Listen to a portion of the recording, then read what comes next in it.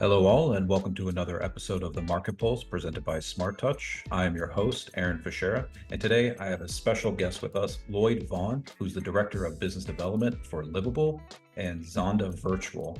Lloyd, welcome to the show. Hey, thanks. Glad to join you guys. This is pretty cool. Well, before we jump in, I want to give the audience a high level of kind of Zonda Home, and primarily what today's episode will be focusing on is Livabl, which is, in my opinion, a disruptor to the market and new home construction. For those that don't know, Zonda is the leader in data and publication, especially for commercial property, residential new home construction. Beyond Zonda analytics and advisory services, their publications include Architect and Builder, the official publication of the National Association of Builders. And then they're jumping into technology and consolidation. That's kind of what we're going to talk a little bit about today, because Lloyd, you've been at the forefront of this over the last 2 decades. Livabl launched in April of 2023, building upon you guys' acquisition of Buzz Home in 2021. So there's a lot to dive into. But before that, Lloyd, tell us about yourself. How'd you get in the industry and what you've been up to? Yeah. Yeah, absolutely. Well, I'm from Texas originally, and I live in Central Texas, and that's where I started my career. It's really my second career, but the majority of my professional career has been in the home building industry, which is a little over 21 years now. And yeah, I started off, was lucky enough to be hired into a volume home building company as a salesperson. That's really kind of what I wanted to do. I'd already been in sales for a bit of time.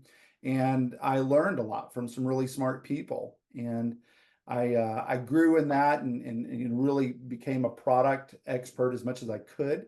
And I thoroughly enjoyed that product benefit type of relationship selling.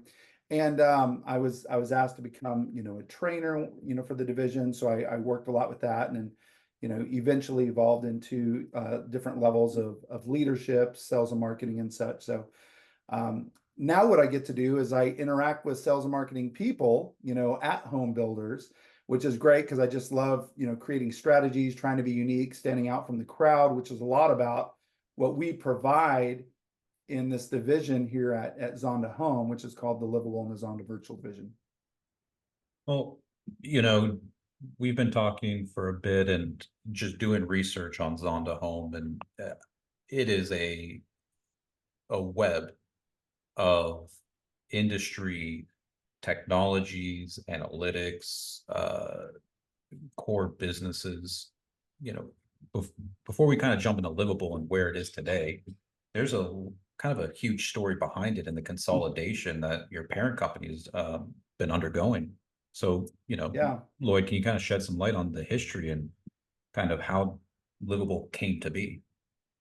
Yeah. So, Jeff Myers is the CEO, and he started his first company over 40 years ago. I used to work for him in a previous company as well. And he eventually merged with, well, he grew his data business, and then he eventually launched a platform called Zonda. So call it the Zonda app. And then he also has an advisory arm for consultative services, advisory services for builders, developers, bankers, mortgage companies, different things like that. And so what happened is he merged with the Handley Wood companies. And then along the way, other acquisitions happened, like Bird Eye, which is a satellite imaging company, Alpha Vision, which does digital asset creation, and a marketing firm, UTour, which is the best in class self-guided tour firm in the US, and then Buzz Home, which you mentioned, which is Mhm. out of Canada. And then that was rebranded and launched in the US. And, it's just the best in class with regards to new home shopper search experience. And, for builders, it's free to list. They can generate leads to the builders. It's all just about helping provide more, business to builders and make it easier for the consumer. And so it's launched as livabl.com, but livable without the E at the end. And so that's kind of the summary, I guess. I mean, personally, my wife and myself, we're kind of looking around and we do the basics when you get to home buying. We're start with a search, we go to Zillow. But I did find that when I went to Zillow, it was a little bit crowded or hard to find the new home build and new home construction. I think what was interesting when we kind of talked about Livable and you kind of gave me the overview of it, I was like, okay, well, this is the problem that I was dealing with, last night when I was flipping through my phone. So let's start with what is Livable? Yeah. So Livable is basically a consumer search portal for new construction only. So uh, builders, I guess you start with, say, builders can put all of their community information, their to be built floor plans, their spec inventory can be on Livable for free. They can list all of those things on there for free. And because of the interaction that we have, where consumers can request information from that particular builder and their plan and such, those leads will go directly over to the home builder. So we are just trying to make this very succinct and drive more, traffic and business and build the pipelines for home builders, while at the same time making it easy for consumers who are really interested in new construction only, because there's no used homes on Livable, and it can be attached, detached, it can be high rise. Builders and developers, which is really how BuzzBuzz Homes started too in Canada, and they absolutely dominate that sector in that area in Canada. And they do tons of high rise builders and developers list on there, and then the home shoppers, of course. So yeah, it's just a great platform all around for both, the buyer as well as the seller, the builder in this case. Yeah, no, I could definitely see it on both sides. And what's really interesting too is you have data. Again, not only is it Livable sitting on top of the Zonda data, but what are you seeing in the new construction market outlook? What is the outlook for new home construction in 2024, and what are you seeing the Yeah. shifts versus last year? Because you guys have basically a very focused lens on this. Yeah. Well, because that's really, I mean, while we do study, and I'm not in the advisory group or on our chief economist Ali Wolf's, team or anything like that. But I guess I should start off by saying, as part of that previous question, you know, because people are, home shoppers are looking primarily just for new construction, right, on Livable, or only on new construction. So a little bit further down the pipeline. And because most of our business revolves around new home for sale construction, even though we do stuff with, commercial and other such sectors in the overall real estate world. What we are seeing from our home building friends out there is that this year has started off more active than maybe what they would have predicted a month or two ago. Mhm. And so they're seeing a bit more traffic. They're seeing deals come in, and it seems like consumer confidence is growing a little bit, probably with recent declines in the mortgage interest rates, right? That hasn't hurt. And spec inventory that's available out there.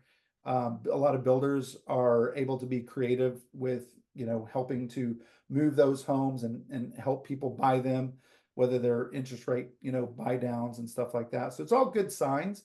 It seems that things are settling in, regarding the economic environment, kind of what the perceptions were on, both the consumers as well as the builders. So I think things are coming around. They're turning the corner, is what it seems like. Well, and I can attribute to that being one of them, is that there is that kind of pent up buyer demand, and kind of wait on the sidelines. And with Livable's focus on empowering buyers, what trends are you seeing for buyer confidence or behaviors when it comes to new construction? Yeah, I guess we're just seeing people getting out of their house a little bit more now, right? So people are going out into the field, they're interacting. There was a housing forecast and market overview yesterday in Austin, as a matter of fact, that I attended. And the great analysts that presented that information, they were talking about a lot of their contacts in the industry, builders, and talking about their traffic as well. So we're seeing a lot more. Their traffic is increasing, which is a great sign when you talk about and ask about consumer confidence, because at the end of the day, people vote with their feet, right? Mhm. So if they're getting out there and that's where they're going, we're seeing the traffic come up. It's just a numbers game from there. So yeah, it's a great sign. Well, kind of on the flip side of that question, how are you seeing builders and developers responding to these trends and buyer demands? Yeah, so the buyers as well, right? They're looking for everything to be as transparent and as immersive as possible. That gives them confidence because they want to feel more enabled, at their home, and they're doing their research or looking on their computer or their tablet, and they want to be able to, see, well, what are the prices, what are the interest rates, how much are the homes, how much are the options, if builders will, be transparent with that. And that gives them the peace of mind and confidence to get out there into the field. So um, right now, what we see builders responding with is some tools that are newer, and some marketing solutions that are have been around for a while, but we're seeing builders adopting them a bit more now. So, when people can be more immersed in what the builder's actually offering, that helps them have that confidence and that peace of mind to get out the door and to go look. So, they want to be able to see what the community looks like. Can they click a button and see what it looks like from a satellite view? Can they come out and tour a home without having to interact with the salesperson, at least on the first visit? That's actually a study with our UTour platform that we got some data back, some consumer data, and it was astounding, really, to me. And I've sold hundreds and hundreds of homes, and 70%, I think it was almost 70% of respondents said, yeah, I would be more open to considering it, as at least if I didn't have to interact with the salesperson, at least on the first, the first visit. They just want to get used to things. They want to kind of get used to the environment. The 3D virtual reality. We're seeing a lot more builders asking about that as well, that they understand, look, I don't got to go build a whole model and landscape it and merchandise it right and all these things. I can just do a 3D virtual walkthrough, or maybe a partial virtual, but it's at least better than looking at an old-fashioned just black and white floor plan and having people, they can't envision it. And how many times do we hear it on the TV, or sales and marketing people hear it in the field and they're like, I just can't imagine what that would look like. Well, if they can see it, you're more apt to sell it and they're more apt to buy it.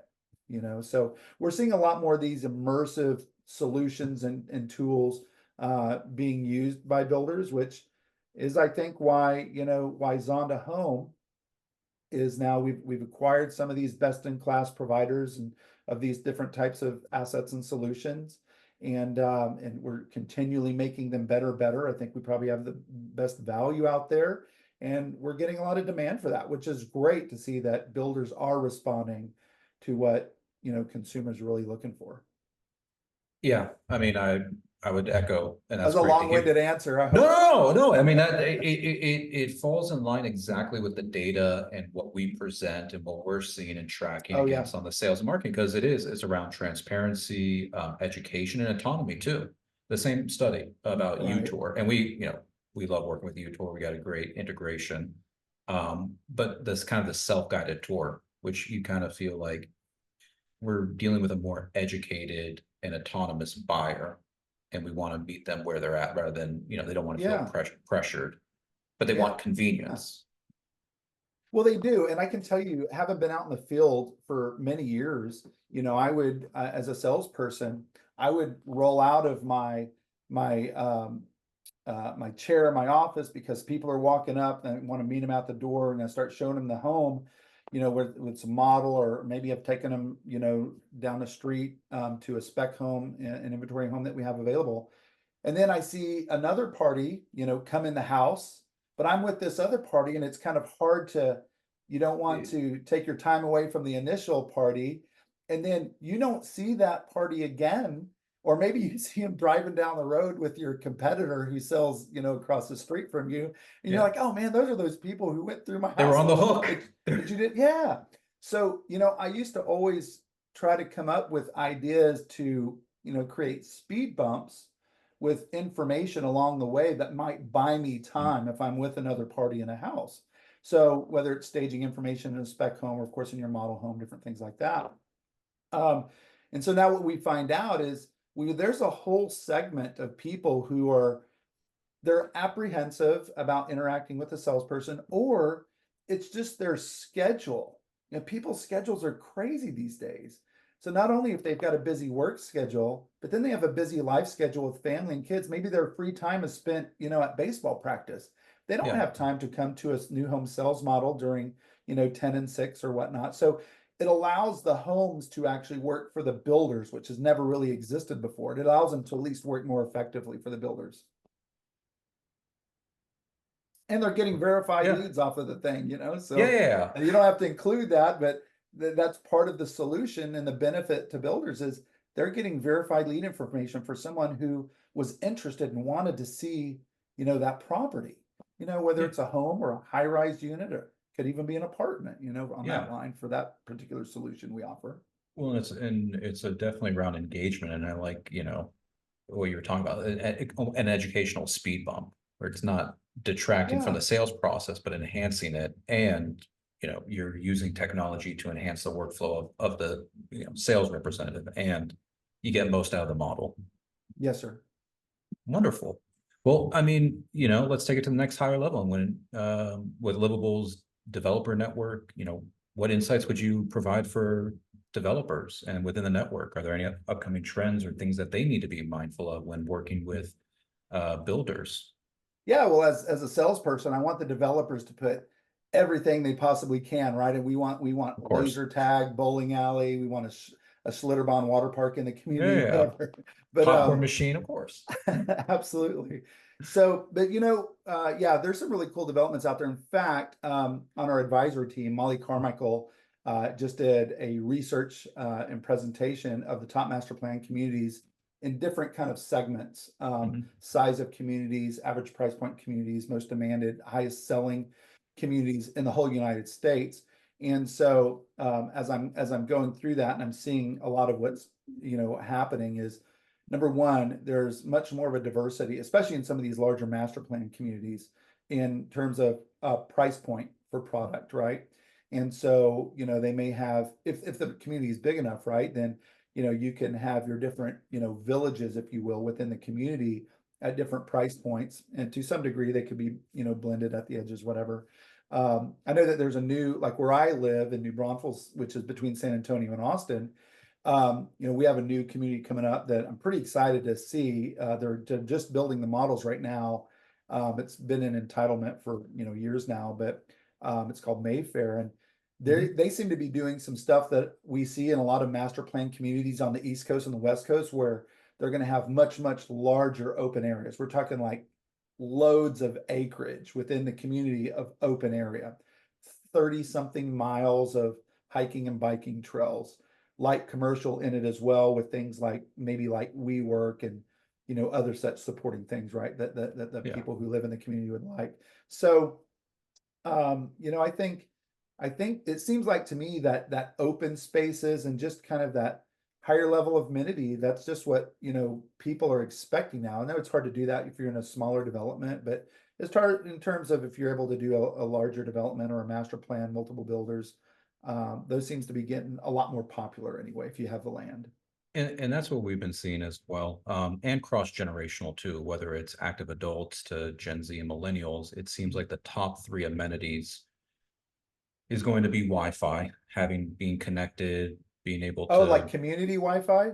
oh yeah, and you Oh, just yeah, come yeah, in and yeah. it's Yeah, that's and right. connected across, so even for guests as well too, because you want them to be able to come in, load the page, and be able to go around.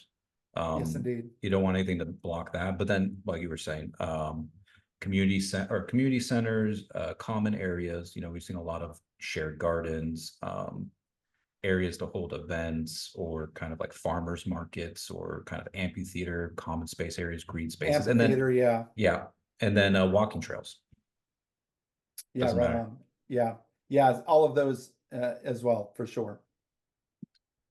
Well, I mean, if we're already kind of talking about green and walking trails and green spaces, I think it's just natural to talk about sustainability and innovation. We've talked a little bit about this and had dedicated segments, but especially in architect and design and long-term sustainability, that this is kind of on the forethought of younger buyers. I mean, all buyers, but Yeah. more so thinking around consciousness in our design and the places in which we occupy. Are you seeing this, and what kind of trends are you seeing from just new home construction? Yeah, so the construction, which I'm fond of, just because having been out there in the home building world, which I love. You've had the energy efficiency has been around for a long time. That things like that are getting definitely tighter. Energy efficient rates. Some of this, which is including, well, how energy efficient are the windows? How many windows are there? And which way is the home facing? Right? You'll have studies, per home, and so different builders, may have different ways that they're going to present how energy efficient they are.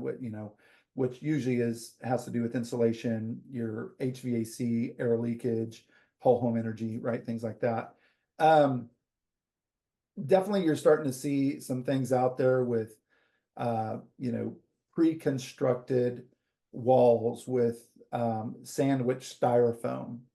That seems to be very, very cool, which all gets towards helping out with, HVAC costs, maintenance, maybe the environmental factors that could be associated with those. See a lot of that. Solar obviously been a big deal, but we're seeing some of the really cool solar stuff coming in. With the solar shingles have been around for a while, but they're certainly being adopted a little bit more, right? So Yeah. it's not as big and bulky. And I think the big bulky panels have a benefit as well. We get hail around here sometimes, and that can protect your roof from hail. But yeah, so certainly some of the more high-end solar that you're seeing. I mean, God, I just installed a security light on my backyard, on a post in my backyard, for my dog goes out at night, and I don't even have to do any wires now, right? It's just a solar powered battery. I just replace it when it dies in 5 years or something. So yeah, the sustainability, I think those are some of the biggest things. I'm sure there's more. I'm just not thinking of them at the moment. Well, I mean, are you seeing this as kind of a must-have, or a need-to-have, or a nice-to-have when it comes to the buyer's journey, and or even in the thought process of new home, builders and developers? I think it depends on where the builder and where the consumer are. You're going to see a lot more demand for things like that in different parts of the country. I would say, even if you looked at, like, Texas, where I live, there's markets, say Austin is a great example, where, they're often, leading by example with a lot of the things that come from other parts of the country or the world in terms of this. So whereas, builders in other markets, they may not be adopting this as much because they're just not getting it demanded as much. So, I think that the geolocation kind of makes a difference on that. That answers your question. Yeah. It also helps too, being in Texas, the number one wind power generator in the nation. Yeah, well, that's a great one. The Number wind one. that is cool. In fact, I've always said, because I have some family who live out in the country, and one of them has like a small windmill, to produce wind power. And I'm like, man, I want to put one of those just on my house. Like, you used to put satellite dishes on your house. Why can't you do one of those? I've never really looked into it further, but I always thought, like, why not? That could possibly be better than solar, I thought. Depending on where you live. Where I live, and we've got wind. I mean, it's never not blowing, mostly. Yeah. Well, speaking of where the wind blows, I want to take it more into the general market, and as we're wrapping up our segment, the direction of the economy and most recent economic changes. From your perspective, just with your experience in the industry, your position in the industry, we have interest rates, inflation. What implications do you think this has on the upcoming housing market for 2024? Well, I think the implications of what those were in 2023 showed, the results. It was definitely, a lot more anxious for homeowners, or home buyers, I should say. Whereas now that things seem to have been kind of the rebalancing act, things have been settling in, seems pretty good. I think it's over the last several decades, the average interest rate for a mortgage is like 8.25%. And Yeah. so, now we've had some reductions. We're now not in the sevens anymore. We're in the sixes, I believe, right? A little So bit over. yeah, so that's helping generate a lot. And I think that's smart because, you know, especially with younger buyers, maybe in their 20s or so, they've seen, almost their whole life, 3 to 5%. And they're like, what the heck, man, it's going to go back. It's like, well, no, just in the, the early 2000s, interest rates were in the sevens and eights. And so, and you go back before that, they were way, way higher. So, right now it seems that, builders have gotten their models are built around, at least for a lot of them, right, where they build a lot more inventory homes. And so because that's now kind of a normal thing with them and with their internal and external clients, then they can be creative with helping home buyers buy. And so now we're seeing a higher percentage of real estate transactions being new construction, and a little bit less on the used home side of things. And so now builders can be a bit more creative, and they can do these creative financings, like 2-1 buy downs, or lower permanent rate buy downs, or they can, if it's more important for that particular shopper to keep money in pocket, they can pay for their closing costs. And so that saves people money. And so I think as kind of this correction has happened, people just need to kind of, if they need to adjust versus their expectations of buying 2 years ago and they just never got around to it, of I want this big a home and I can afford this much, modifies those a little bit and get into it, because the analysts that are out there, they are predicting, not me, but the analysts out there that I've listened to here within the last week or two, are saying that, yeah, as we get further into the year, there could be even maybe another very, very slight decrease in rate. Hmm. But the problem is, if you end up waiting to that amount of time, you could end up being a worst case situation for yourself as a home buyer, because the cost to build is not going to continue to go down. It's predicted not to.